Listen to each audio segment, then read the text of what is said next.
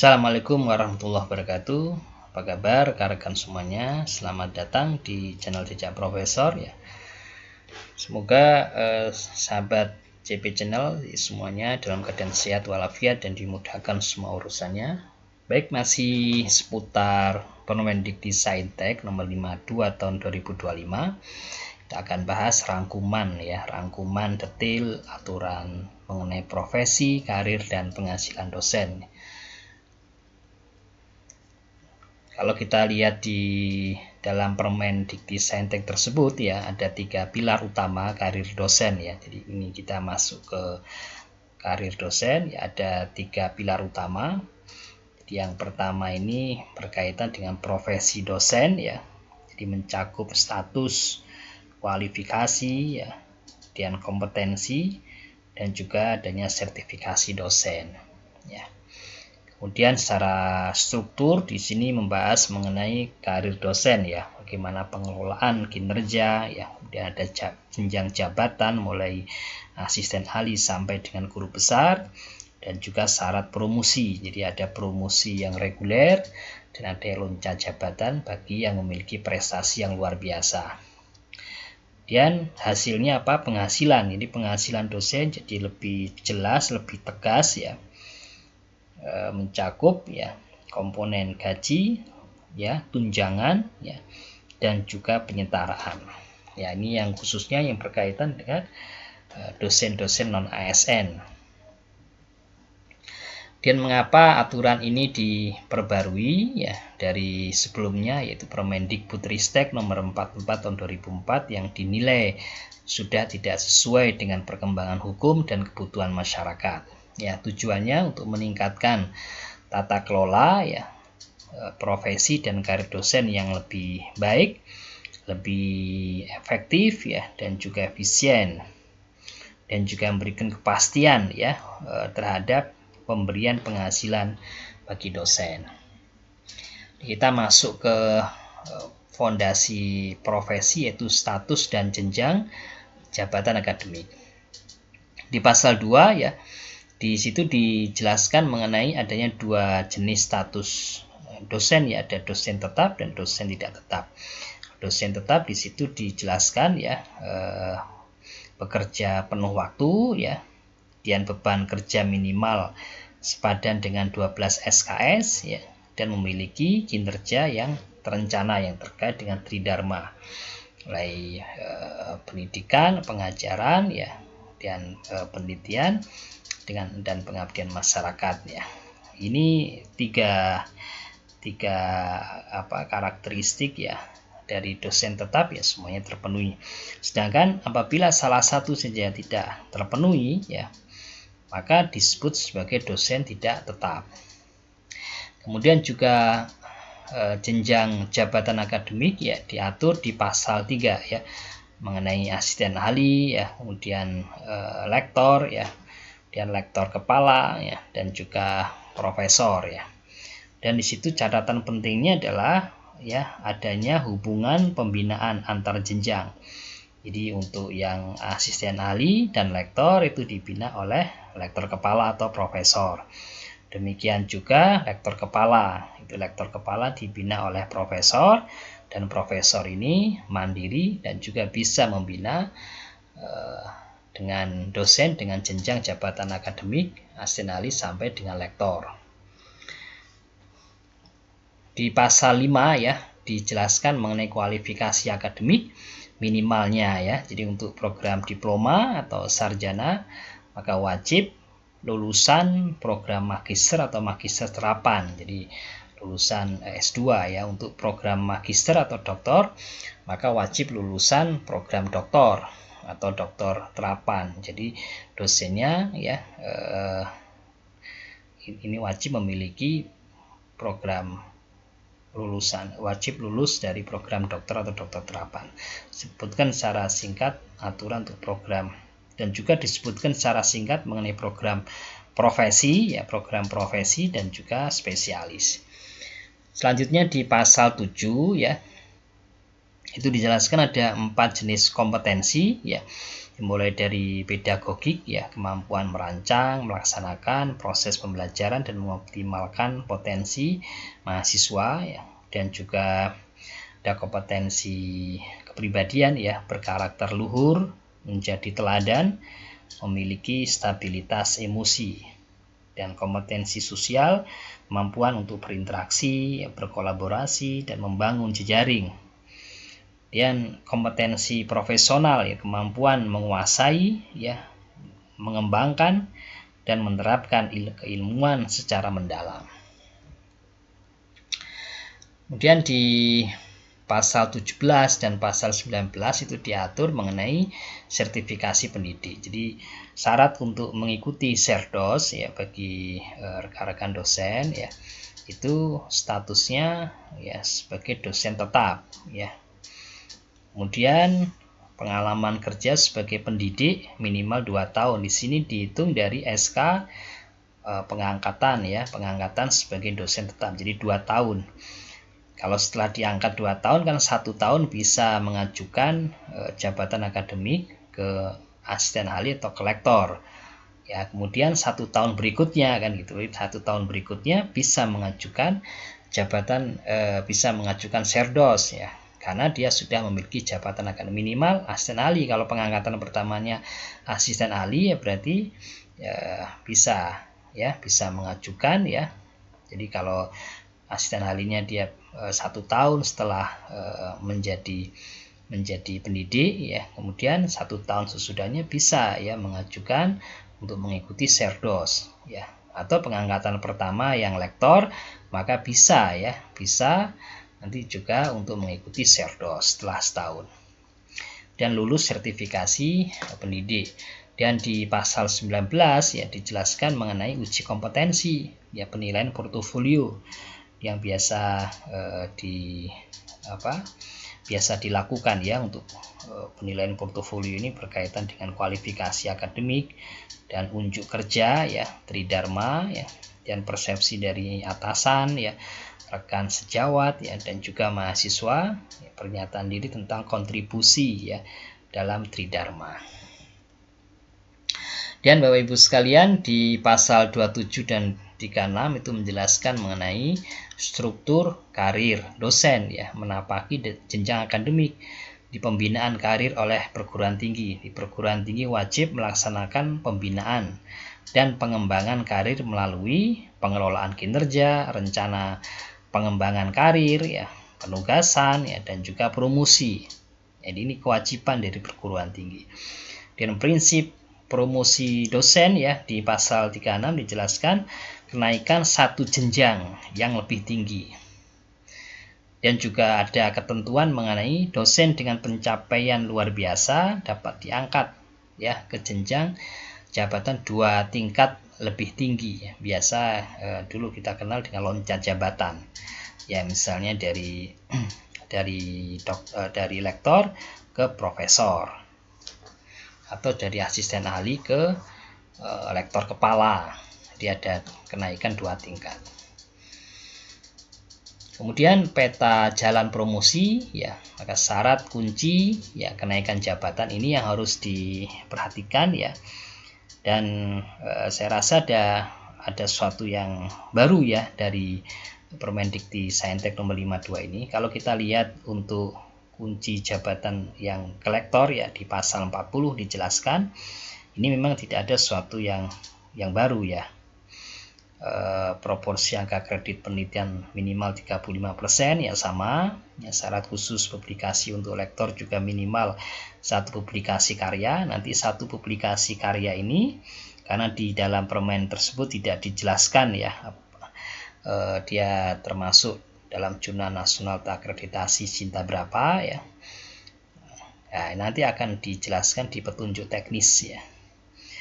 Kemudian sertifikat pendidik di sini tidak wajib ya. Kemudian uji kompetensinya di sini lulus ya. Nah, ini untuk yang lektor. Sedangkan lektor kepala ya perbedaannya hanya pada minimal 40% ya, karena di dalam permen tersebut juga tidak dijelaskan ya minimal 1 publikasinya ini Jurnal Nasional Akreditasi Sinta berapa ya. Kalau yang sebelumnya, di aturan sebelumnya kan minimal Sinta 2 untuk lektor kepala, sedangkan lektor Sinta 6 sampai dengan Sinta 3 masih bisa ya. Yang hanya berbeda juga terkait sama minimal proporsi angka kredit, karena semakin tinggi jenjang jabatan akademik ya, maka semakin besar ya proporsi angka kredit penelitian. Kemudian untuk yang profesor di sini ada beberapa aturan yang baru ya, atau penegasan ya. Misalnya di sini pendidikan minimal doktor S3, pengalaman kerja di sini disebutkan di permen tersebut ya, di pasal 42 ya, di pasal 42 minimal ya 10 tahun ya sebagai dosen tetap ya. Kemudian proporsi angka kredit penelitian ya, untuk yang profesor ya 45% ya minimal ya. Untuk pengajarannya minimal 35% ya. Penunjang dan pengabdian masyarakat ya maksimal 10%. Dan ini ada yang menarik ya Bapak Ibu sekalian, ya, di mana syarat khusus publikasi untuk profesor di sini minimal 2 publikasi karya. Ini yang regulasi ya saat ini memang untuk lebih memperketat ya syarat untuk kenaikan ke profesor.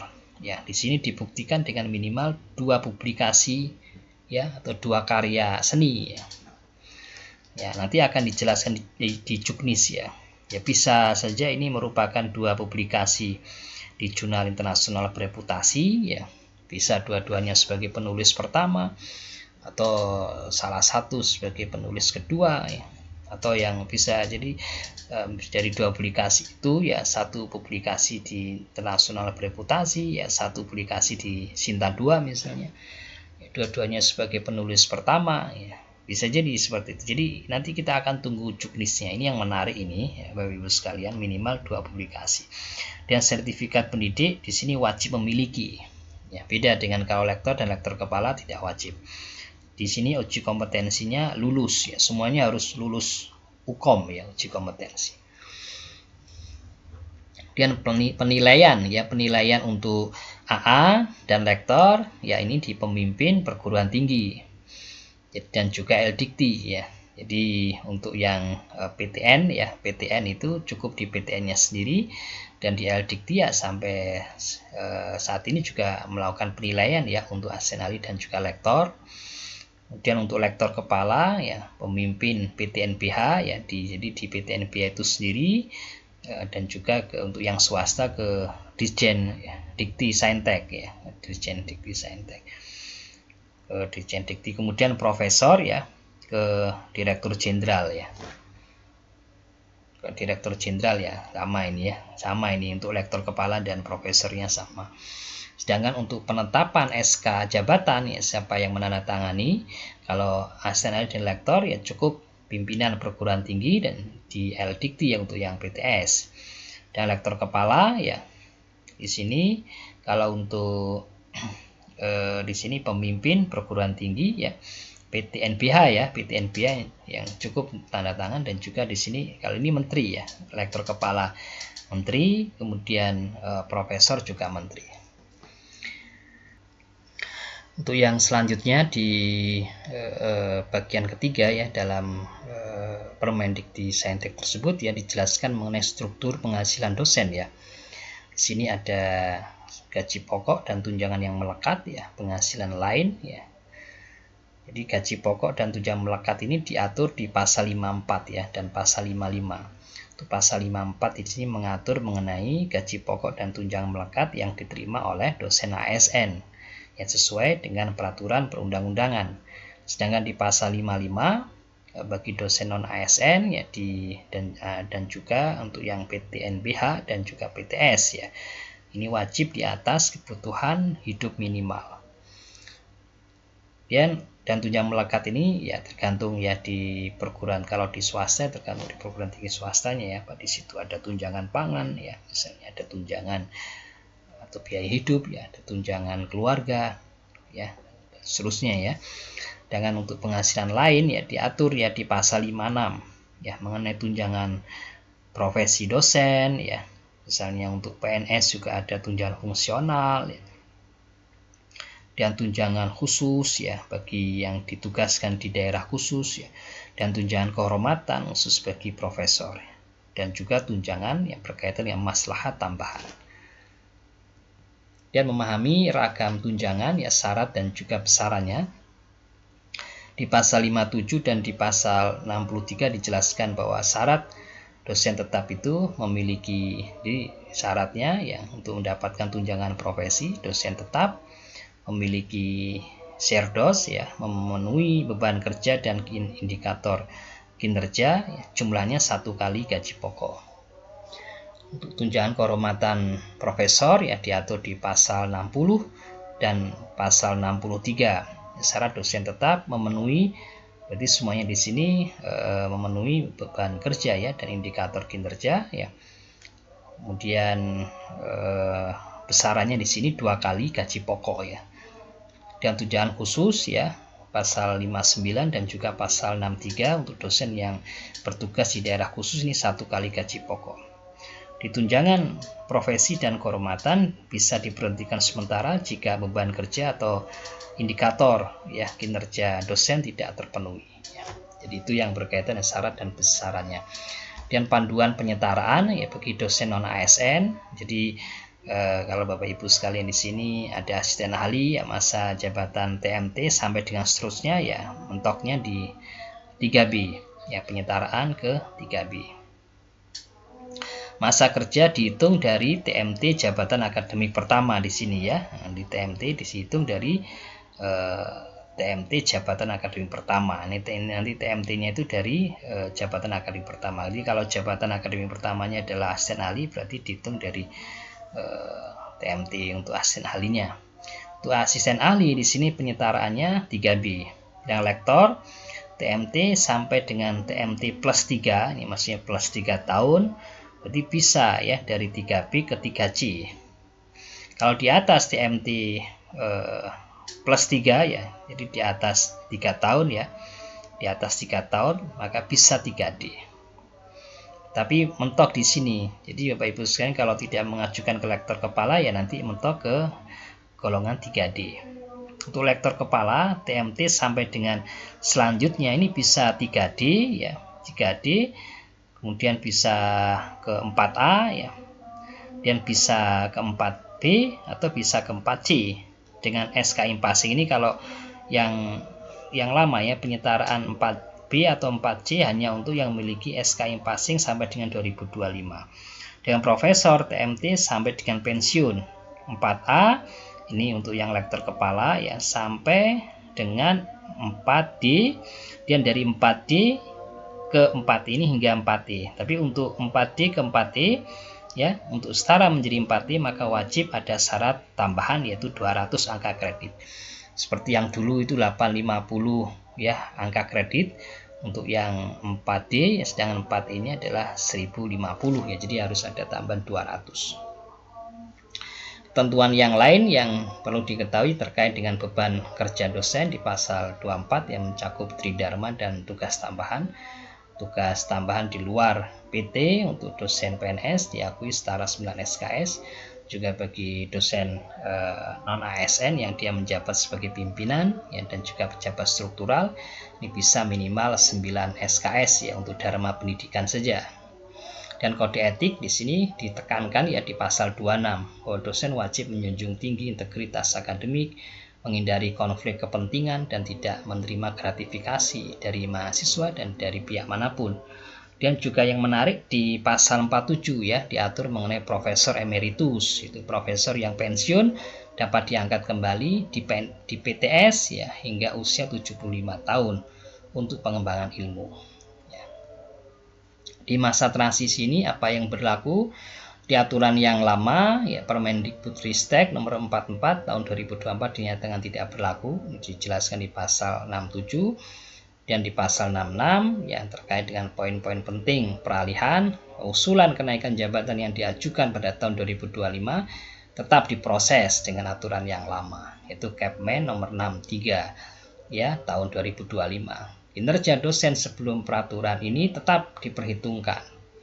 Ya, dan status dosen ASN di PTS dan profesor kehormatan yang sudah ada tetap diakui hingga masa tugasnya berakhir. Demikian sahabat JP Channel ya, mengenai rangkuman untuk Permendikti-Saintek nomor 52 tahun 2005 tahun 2025 tentang aturan profesi, karir dan penghasilan dosen. Ya, semoga informasinya bermanfaat kepada rekan-rekan semuanya ya. Yang belum subscribe ya, bisa di subscribe channel Jejak Profesor ya, juga di like dan diberi komentar yang konstruktif ya. Demikian sahabat JP Channel, terus ikuti channel Jejak Profesor bersama menuju ilmuwan berkarya. Saya akhiri, assalamualaikum warahmatullahi wabarakatuh.